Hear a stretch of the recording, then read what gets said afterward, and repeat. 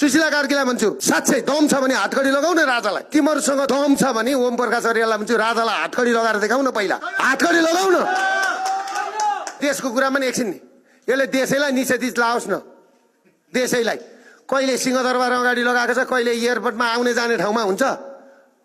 भोलि 10,000 1 लाख मान्छे चाहिँ नि ल यात्रा गर्न जाने भएर के रोक्छ? एयरपोर्ट जस्तो ठाउँमा, बस पार्क जस्तो ठाउँमा, अनि हाइवेमा निषेधित हुन्छ, जहाँ पाए त्यहीँ निषेधित हुन्छ। त्यसमा पनि राजा आउने कुरामा के गर्न खोजेको? राजालाई रोक्न खोजेको होइन।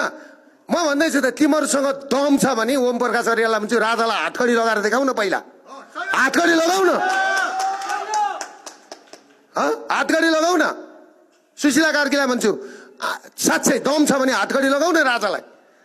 यसले गर्दाखेरि नि यसले तलमाथि भयो भने भोलि नै नारायण हिटीमा लगेर नि हामी राजाभित्र हुन्छौँ नि। फेरि भोलि नै मर्न हामी तयार छौँ। यहाँ सुन्नु न, विदेशीको लात खाएर मर्नु भन्दा नि बरु यत्तिकै मर्छौँ कि मर्न हामी तयार भएका छौँ।